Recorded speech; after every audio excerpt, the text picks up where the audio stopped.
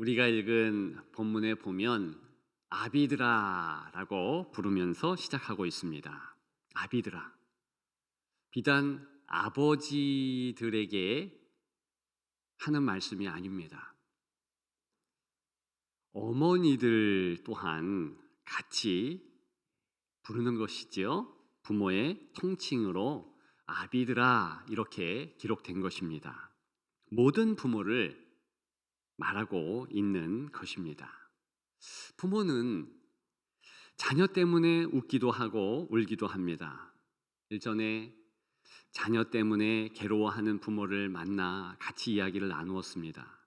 그런데 들어보니까 그 아픔은 대부분 부모의 아픔이었습니다. 그 부모에게만 국한된 아픔은 아니었다라는 것이지요.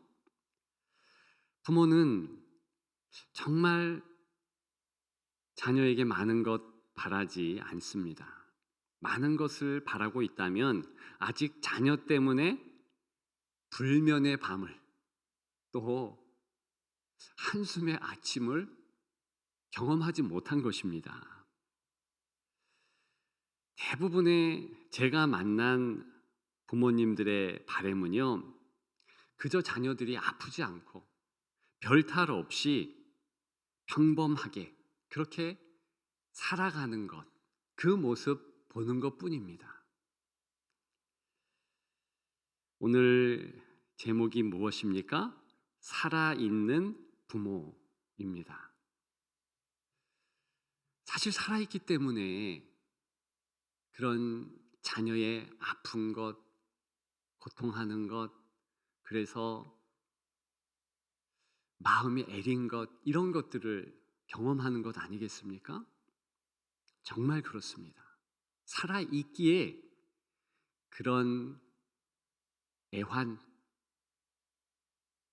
고통 다 경험하며 살아가는 것입니다. 오늘 본문은 그런 인생인데 신앙인이라면 달라야 되지 않느냐, 이런 전제 안에 기록되어 있습니다. 그렇지요? 신앙인이라고 해서 자녀 문제에 언제나 넉넉하고 괜찮고 그렇지 않습니다. 다만 똑같이 울고 웃지만 언제 울고 웃느냐, 이 시점이 다릅니다. 어떻게 신앙인의 부모 또한 자녀를 떠나서 모든 앞서간 기성세대, 앞서간 성도들은 자녀 세대 앞에서 살아있는 그런 신앙인의 모습을 보여줄 것이냐, 거기에 대하여서 말하고 있는 것입니다. 우리 하나님은 오늘 본문에 나눌 이런 부모 되기를 원합니다. 모든 어른들이 이렇게 되기를 갈구하신다는 겁니다. 오늘 본문은 하나님의 꿈이 담겨 있는 내용이겠지요. 저 또한 여러분들이 그런 부모, 그런 어른 되었으면 좋겠습니다. 어떤 부모가 정말 신앙 안에서 살아있는 부모, 살아있는 어른일까요? 첫째는요, 절망 중에 노래하는 부모, 절망 중에 노래하는 성도라는 것입니다. 오늘 본문인 에베소서 6장 4절에 보면 너무나 단촐하게 그러나 강력하게 첫 명령이 나오고 있습니다. 자녀를 노엽게 하지 말라. 이 말은 항상 자녀를 절대 화나게 하면 안 된다, 이런 의미겠습니까? 아니요, 전혀 그렇지 않습니다.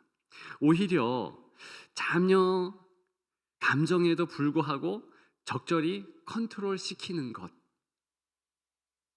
이것이 사실 본문 전후에 담겨 있는 교육적 배경이라는 것입니다. 그것은 성경을 떠나서도 마찬가지입니다. 어떤 교육학자든지 자녀에게 교육할 것을 교육해라. 그렇게 말하고 있지 않습니까? 그렇다면 오늘 본문에 자녀를 노엽게 하지 말라. 이것은 어떤 뜻이겠습니까? 그 노엽게 하다라는 말을 좀 살펴보면 금방 알 듯합니다. 원래 성경은 헬라 말로 쓰여 있지 않습니까? 르기조라는 분노하게 하다, 노하게 하다라는 단어가 있습니다. 그리고 오늘 본문에도 사용된 건 맞습니다. 그런데 그 앞에 전치사로서 어떤 뜻을 담은 그 단어를 붙였어요. 특별하게 조합한 노하게 하지 말라라는 단어라는 것을 우리가 알 수 있습니다. 그 전치사는요, 파라라는 그런 단어인데, 뭐 함께, 뭐 같이, 뭐 더불어서 결과적으로 그런 뜻을 담고 있습니다. 영어로는 along이죠. 그래서 오늘 본문은 그저 자녀를 노엽게 한다 이런 뜻이 아니고 어떤 부모가 가진 사고와 생각과 태도, 자세 때문에 결과적으로 정말 부수적이지만 강력하게 그렇게 자녀의 삶을 처음부터 끝까지 그것을 미치는 것 의미합니다. 오늘 본문에 특별히 에베소 교회 성도들의 삶은 어땠을까요? 에베소라는 지역은요, 부유한 도시였습니다.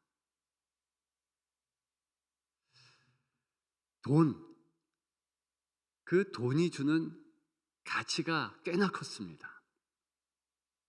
아데미 신상, 황제 숭배, 많은 신들을 섬겼는데요, 그 신들의 공통점이 있습니다. 부하게 해준다,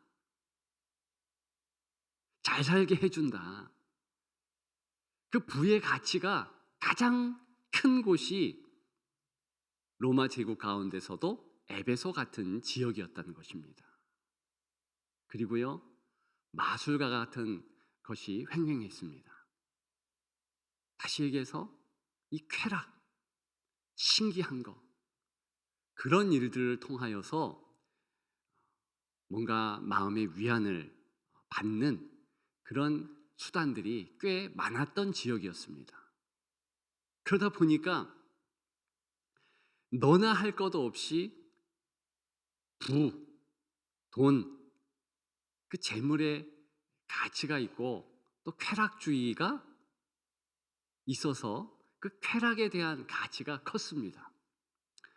교육 또한 그 가치를 쟁취하기 위한 수단으로 전락할 수밖에 없고, 교육을 통해서 그 가치, 에베소 도시가 중요하게 여기는 그 가치를 갖기 위해서 투쟁하도록 부추기는 것 사실이었습니다. 그리스도인은 어땠을까요? 오늘 이 본문에 사도 바울의 권면이 먹혔을까요? 그렇지요. 내가 누군데? 내가 그리스도인인데 아무리 현실이 어려워도 하늘이 막힌 것이 아니고 하늘 아버지가 나를 붙잡지 않은 것은 아니니 견디리라.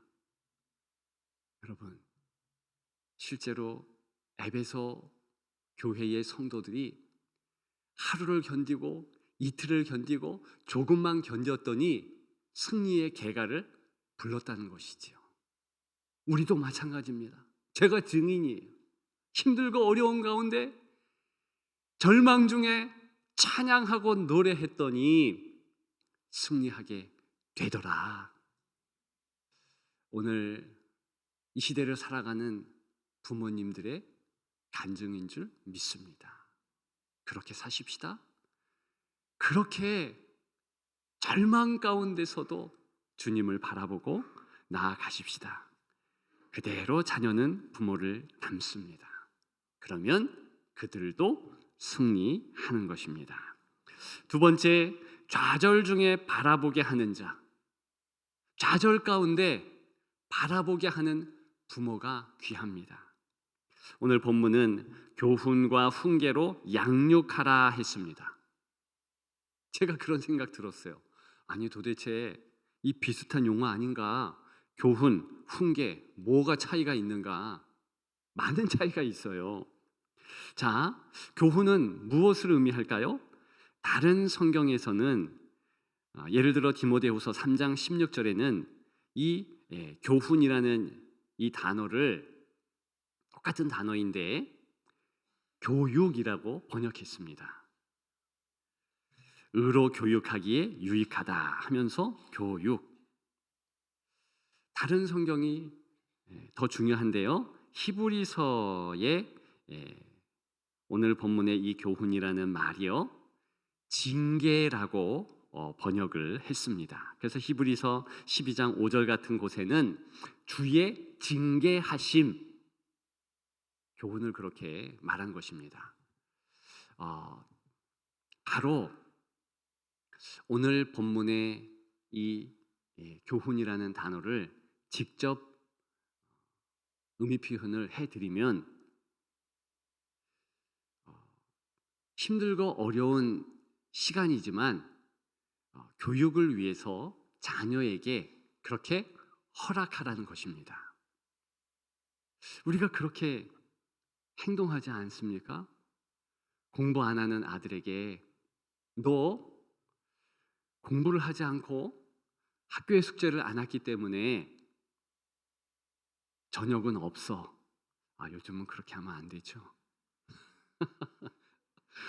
자기 돈이 있으니 나가서 더 맛있는 거 사 먹겠지요. 예전에 저 그랬습니다. 저녁 없어. 몇 시간 동안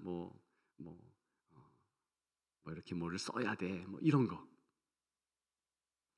근데 중요한 것은 우리가 그렇게 자녀를 훈련시킬 수 있고 징계할 수 있지만, 그러나 그것은 한정적입니다. 사실은 오늘 본문이 담고 있는 이 교훈이라는 이 훈련, 이것은요 우리 하나님 아버지께서 직접 할 때가 많더라는 것이죠. 육신의 부모가 개입하지 않았는데도 불구하고 직접 하나님 아버지께서 손을 쓰시면 자녀들의 삶은 힘든 거예요. 어려운 거예요. 그런데 그런 시간들이 반드시 우리의 자녀들에게도 있다는 것이죠. 성숙을 위해서. 오늘 그것 때문에 많은, 대다수의 영어 성경들은요 이 교훈을 트레이닝, 훈련 기간, 이렇게 표현을 합니다. 하나님께서 훈련을 아예 시켜버리는 거예요. 그러면 대부분의 자녀들은요 좌절합니다. 놀랍니다. 낙심합니다. 자, 그럴 때에 믿음에 앞선 성도, 부모들은 어떻게 해야 할까요? 할 말이 있고 할 일이 있다는 겁니다. 할 일은 뭐예요? 결단코 기도해야죠. 하나님, 자녀들을 붙잡아 주시고 승리할 수 있도록 도와주옵소서. 그렇게 기도해야죠. 또 한 가지 말이 있습니다. 자녀에게 가서 나긋나긋한 소리든 큰 소리든 외쳐야 되는 거예요. 바로 이때 어렵지만 주를 바라보는 시간이야. 예수 그리스도를 바라봐. 여러분, 만약에 그 말을 알아듣고 자녀들이 그 좌절의 시간에 예수 그리스도를 바라보면 어떻게 될까요? 그 어려운 시간이요 축복의 시간으로 바뀝니다. 고난은 위장된 축복이라고도 하잖아요. 어려운 가운데 주님을 바라보면 사실은 모든 환경이 감사 제목으로 바뀌게 되어 있습니다. 그에 관계한 오늘 본문이라는 것이지요. 교훈이라는 것이지요. 다시 한번 5장의 말씀을 안 드릴 수가 없네요.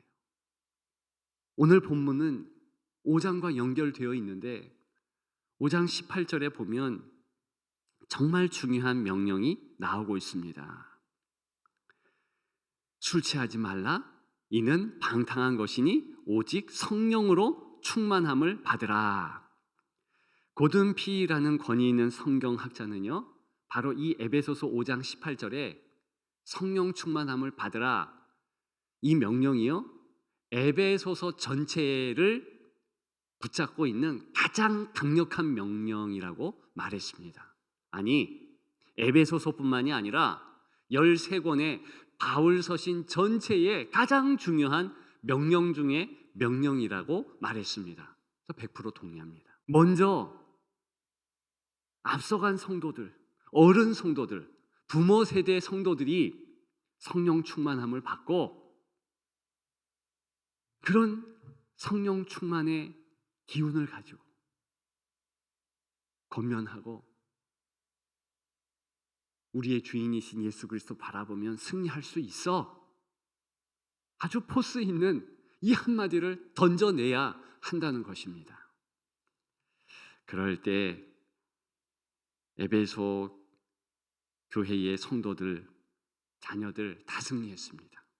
우리도 그렇게 승리할 줄 믿습니다.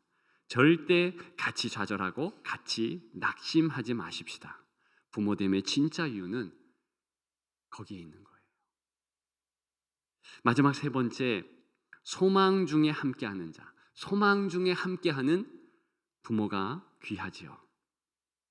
이제 교훈이라는 말의 뜻을 같이 나누었으니 훈계의 이 뜻 또한 나눠야 될 듯합니다. 고린도전서 10장에 보게 되면 이 훈계는요, 깨우침, 그런 단어로 번역이 되었습니다. 한마디로 말씀을 드리면 이렇게 가르쳐 주기 위해서 함께 있으면서 계속 던지는 조언을 의미합니다.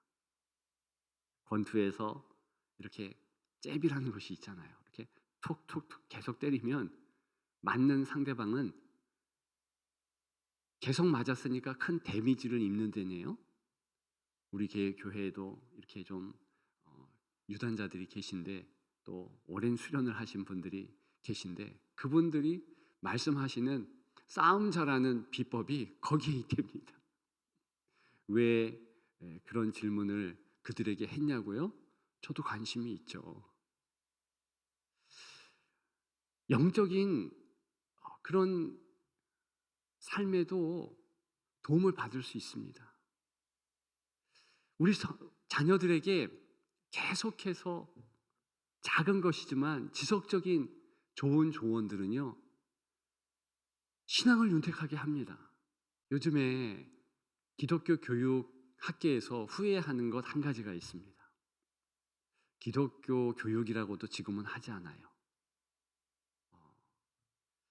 교육사역 이렇게 이야기하는데, 아무튼 과거에 실존주의, 존주의의 영향으로 교회 학교라는 용어가 새로 만들어지면서 너무나 연령으로 아이들을 이렇게 좀 나누었다는 것이죠.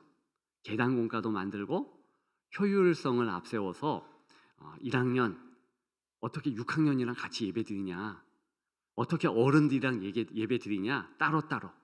그래서 좀 큰 교회는 과거에, 지금은 좀 아닙니다만 1학년 예배 따로, 2학년 예배 따로, 조금 큰 범주로는 유년부, 소년부, 중등부, 고등부, 대학부, 청년부 이렇게 나눴다는 겁니다. 그랬더니 이들이요, 자기끼리 자기 연령 비슷한 그 예배에만 이제 마음을 두는 거예요.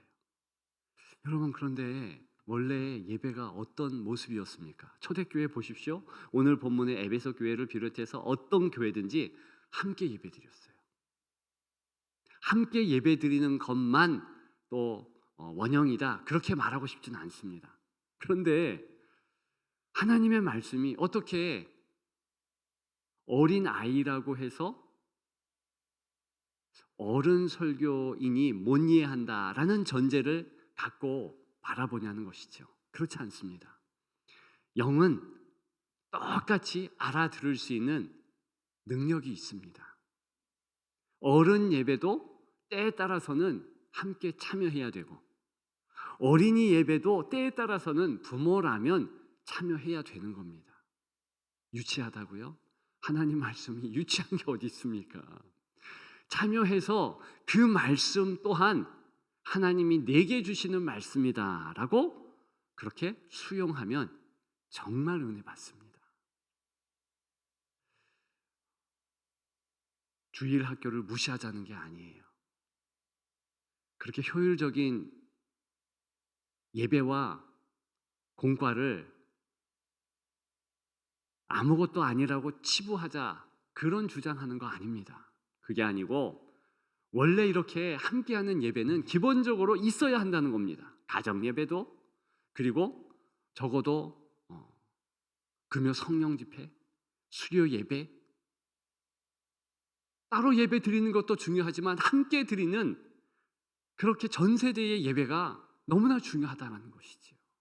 그러면서 윗세대가 자연스럽게 신앙의 조언들을 해주는 것, 그것이 그들을 성숙하게 합니다. 여러분, 그리고 놀라운 것은 그런 함께하는 시간을 통해서 성령님께서 어른 성도, 부모 세대를 또다시 성숙하게 합니다. 여러분, 이 부분을 놓치면 안 되겠습니다. 성령 하나님이 부모를 더욱더 성숙하게 만드는데 자녀를 통해서 그렇게 하신다니까요.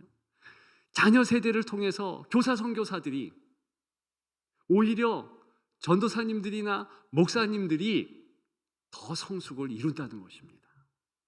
그렇기 때문에 우리는 함께하는 그런 예배, 또 함께하는 공동체의 모임들 꼭 중요하게 생각하고 만들어 가야 한다는 것입니다. 그래야지 은혜의 선순환, 자녀들은 윗세대 또 부모 세대, 부모를 통해서 은혜를 받고 성숙하고, 부모 세대 또한 자녀들을 통해서 또한 성숙해주고 하나님의 은혜가 계속 있는 공동체를 이룬다는 것입니다. 그런 은혜가 우리 교회와 여러분들의 가정과 각 개인들에게 있기를 주님의 이름으로 축복합니다. 부모는 먼저 걷는 자입니다. 앞서 그 걷는 모습을 보고 자녀는 안심하고 따라가는 것 뿐이에요. 예수님의 교육의 첫 번째 방법이 바로 그거예요. 한 걸음 앞서서 제자들을 인도하셨는데 그 모습 그대로 앞서간 성도들, 그리고 부모 세대가 그렇게 보여줘야 한다는 것입니다. 어떤 부모님들은 그렇게 얘기하실 수도 있어요. 지금 자녀를 이끌기에는 내 자녀의 나이가 너무 많습니다. 또 부모로서 너무 부족합니다. 그래서 그냥 둡니다. 아니죠. 그런 상황이라 할지라도 우리는 이렇게 말할 수 있습니다. 늦음과 연약에도 불구하고가 아니라 늦음과 연약을 통해서 할 수 있다. 왜요? 우리가 살아있듯이 우리 주 예수 그리스도께서 살아계시기 때문입니다. 그분이 인도해 주시기 때문입니다. 그것을 기억하시고 오늘 한 날 그저 먼저 앞서서 신앙의 본을 보이고 한 발 한 발 담담히 주께서 주신 길을 걸어가는 부모들, 성도들 다 되시기를 주님의 이름으로 축복합니다.